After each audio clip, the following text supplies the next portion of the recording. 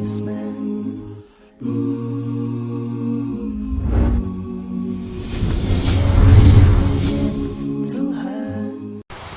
name is Isa Islam, and I am from Bayonne, New Jersey. I accepted Islam May 10th, 2009. أعوذ بالله من الشيطان الرجيم بسم الله الرحمن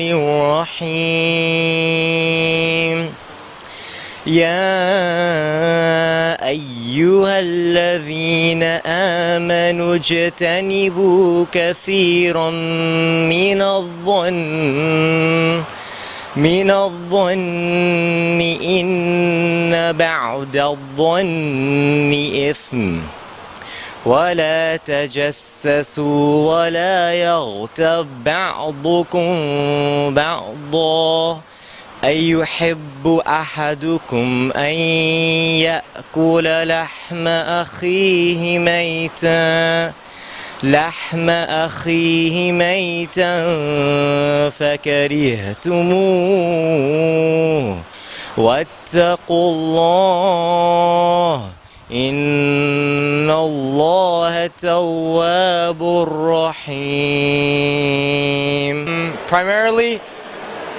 I lived a life before Islam of a life that had no purpose, and it truly, a heart will never find rest unless it's engulfed in the remembrance of Allah subhanahu wa ta'ala. So because of that, I was surrounded by I was so miserable that I began to search the meaning about religion, especially because I had in my household, my parents especially stressed that Islam was a religion that was inspired by the devil. So just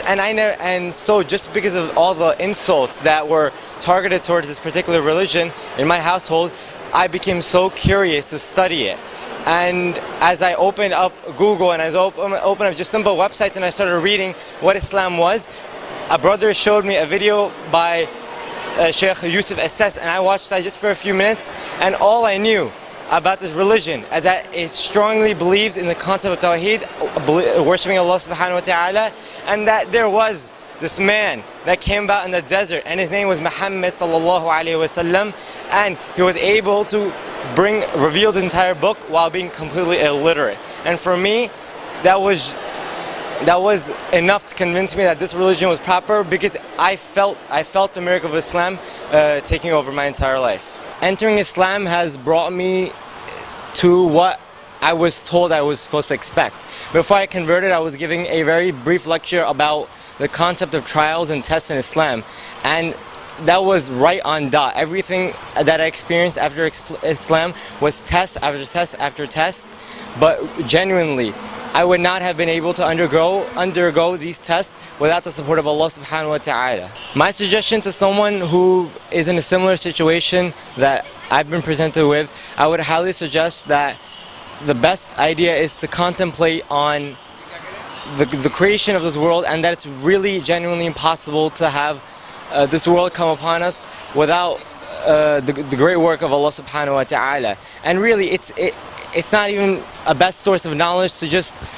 go to a random Muslim on the street and ask them these questions that may lead us to be guided. Really, we have to refer to the scholars of Islam and try our best to ask them questions so we get the genuine knowledge about Islam, and so we're not giving any misguidance by Muslims who are not informed of their own religion. Well, this is the first time I've ever made it to ICNA down in the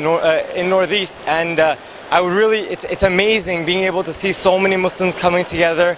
and especially the youth conference. You know, seeing people of my own age, and then seeing speakers go up there and recite verses of the Quran, and literally just in the middle of it, you know, break down into tears and explaining the great details. I mean, I just finished up with a lecture with